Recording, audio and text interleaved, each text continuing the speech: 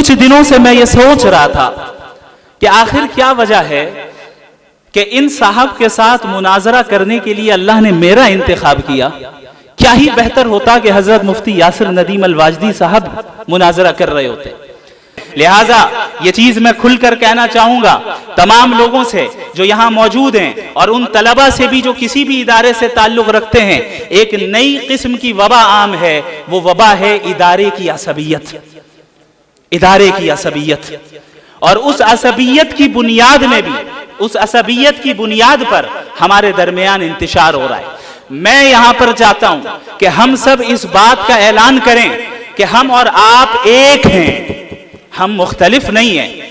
ہم یہ نہ دیکھیں کون ندوی ہے، کون قاسمی ہے، کون مظاہری ہے، بلکہ اس بات کا اعلان کریں کہ ہم ندوی قاسمی عصبیت کی دیوار کو آج ہی منہدم کرتے ہیں. ندوہ اور دیوبند ایک ہی ہے. ندوہ اور دیوبند کا مقصد ایک ہی ہے. وہ مقصد اللہ کے دین کی حفاظت اور اس کی اشاعت ہے. طریقہ کار میں اختلاف ہو سکتا ہے، جزئیات میں اختلاف ہو سکتا ہے، اور یہ اس امت کی خوبی ہے، اسے تسلیم کرنا ہے. اللہ رب العالمین سے میں دعا گو ہوں کہ آپ تمام حضرات کو جزائے خیر عطا فرمائے. یہ آپ حضرات کی دعاؤں کا نتیجہ ہے کہ جو کچھ بھی اللہ نے کل ٹوٹی پھوٹی باتیں میری زبان سے کہلوا دی، محض اس کا فضل ہے، اور اس کے بعد آپ حضرات کی دعائیں. اور میں ایک چیز اور بتاؤں کہ اس ڈیبیٹ اور مناظرے کو جو انجام دیا ہم نے، اس کی آخری تیاری اسی سرزمین دیوبند میں ہوئی الحمدللہ.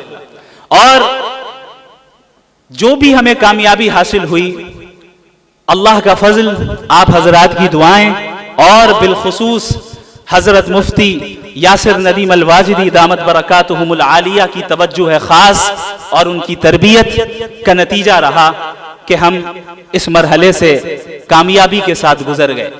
حضرت مولانا رحمہ اللہ حفظہ اللہ تعالی، رحمہ اللہ لغوی اعتبار سے کہنا صحیح ہے، اللہ ہم سب پر رحم کرے، ہم سب پر رحم فرمائے. حضرت مولانا حفظہ اللہ تعالی سے میں نے، جو ہمارے وہ شخص تھے جن کے ساتھ مناظرہ ہوا،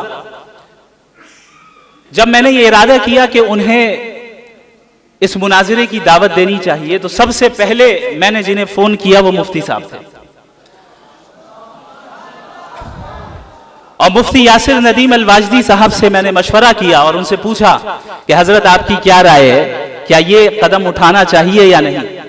حضرت نے ہمت افزائی کی اور اجازت دی کہ آپ ضرور یہ کام کریں، انشاءاللہ خیر ہوگا.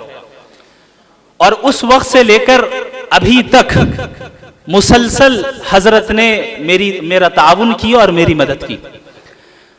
جو فکر میں ندوۃ العلماء سے لے کر آیا تھا کہ مغربی تہذیب کے خلاف کام کرنا ہے، اور حضرت مولانا ابو الحسن علی ندوی رحمہ اللہ کی تحریروں سے جو فکر مجھے حاصل ہوئی، کیونکہ آپ سب کو معلوم ہونا چاہیے کہ حضرت مولانا علی میاں ندوی رحمہ اللہ اکثر مغربی تہذیب کے خلاف لکھتے تھے، اور اکثر یہ کہتے تھے کہ اس زمانے کا سب سے بڑا فتنہ ہے، اس کا مقابلہ کرنا چاہیے. یہاں تک کہ انہوں نے یہ جملہ کہا کہ مجھے یقین ہے کہ اگر آج ابو حنیفہ زندہ ہوتے، امام مالک زندہ ہوتے، امام شافعی زندہ ہوتے، امام احمد بن حنبل رحمہم اللہ اجمعین زندہ ہوتے، تو تھوڑی دیر کے لیے شاید فقہ کی تدوین کو بھی روک دیتے اور مغربی تہذیب کے رد پہ لگ جاتے. یہ اللہ کا فضل ہے کہ اللہ رب العالمین نے دارالعلوم دیوبند کے فارغ اور ملک کے بلکہ عالمی سطح کے معروف اسکالر جناب مفتی یاسر ندیم الواجدی کا انتخاب فرمایا کہ وہ اس محاذ پر ایک پوری ٹیم تیار کریں. لہذا ندوۃ العلماء سے فراغت کے بعد میں نے حضرت مفتی صاحب کے پاس تحافظ الملاحدہ کا کورس کیا، اور یہ جو 2 سالہ کورس تھا، در حقیقت اس کورس کے ذریعے سے ہی راستے ہموار ہوئے اور مجھے پتا چلا کہ جو فکر میرے اندر ہے اس کو عملی جامہ کیسے پہنانا ہے. اللہ رب العالمین انہیں جزائے خیر عطا فرمائے. میں اکثر کہتا ہوں کہ حضرت کا احسان میرے اوپر اتنا زیادہ ہے کہ جس طریقے سے امام ابو یوسف کے لیے ابو حنیفہ تھے، جس طریقے سے ابن قیم کے لیے ابن تیمیہ تھے، ٹھیک اسی طریقے سے میرے لیے حضرت مفتی یاسر ندیم الواجدی دامت برکاتہم العالیہ ہیں. اللہ رب العالمین ان کی عمر میں برکت عطا فرمائے، ان کے فیض کو عام فرمائے، ان کو صحت عطا فرمائے، اور ان کی نگرانی میں ہم سب کو کام کرتے رہنے کی توفیق عطا فرمائے. کچھ دنوں سے میں یہ سوچ رہا تھا کہ آخر کیا وجہ ہے کہ ان صاحب کے ساتھ مناظرہ کرنے کے لیے اللہ نے میرا انتخاب کیا. کیا ہی بہتر ہوتا کہ حضرت مفتی یاسر ندیم الواجدی صاحب مناظرہ کر رہے ہوتے. تو بڑے غور و فکر کے بعد یہ بات میرے ذہن میں آئی کہ شاید اللہ رب العالمین کو حضرت مفتی یاسر ندیم الواجدی کو ایسے مقام پر فائز کرنا تھا جہاں سے وہ یہ کہہ سکے کہ بھائی تجھ سے تو میرا شاگرد ہی نمٹ لے گا. الحمدللہ. I love you too. بارک اللہ فیکم. انشاءاللہ تعالی یہ سلسلہ دین کی حفاظت کا جاری رہے گا، اور آپ حضرات کو دیکھ کر یہ امید کرتا ہوں اور یہ مجھے احساس ہوتا ہے کہ انشاءاللہ آپ میں سے ہر ایک فرد جدید فتنوں کا مقابلہ کرنے کے لیے تیار ہوگا. جتنے فتنے سر اٹھائیں گے انشاءاللہ ہر گھر سے شمائل اٹھے گا. انشاءاللہ جتنے بھی فتنے اٹھے انشاءاللہ اس دین کی حفاظت کرنے کے لیے ہر صدی میں رجال اللہ کھڑے ہوں گے. جس طرح ہر زمانے میں ایسے رجال اللہ کو اللہ نے پیدا کیا کہ وہ اپنے زمانے کے فتنوں کو انہوں نے کچل کر رکھ دیا اور ان زنجیروں کو توڑ کر رکھ دیا. اس زمانے میں اللہ رب العالمین نے مغربی تہذیب کے فتنے کے مقابلے کے لیے جس جماعت کا انتخاب کیا ہے اس کی ابتدا کے لیے اللہ رب العالمین نے حضرت والا کا انتخاب فرمایا ہے. اللہ رب العالمین ہم سب کو توفیق دے، دین پر قائم رہنے کی توفیق دے، علوم شرعیہ کو سمجھنے کی توفیق دے، اس پر عمل کرنے کی توفیق دے. اور ایک چیز میں اور بتاتا ہوں اور اس کے بعد میں اپنی بات مکمل کروں گا انشاءاللہ. اس ادارے میں رہتے ہوئے آپ اپنے اساتذہ کی قدر کر لیں، اپنے اساتذہ کا احترام کر لیں. یاد رکھیں جو دعائیں آپ اپنے اساتذہ سے اس وقت حاصل کر لیں گے ان کے نتائج آپ اپنی موت تک دیکھیں گے اور موت کے بعد بھی انشاءاللہ دیکھیں گے.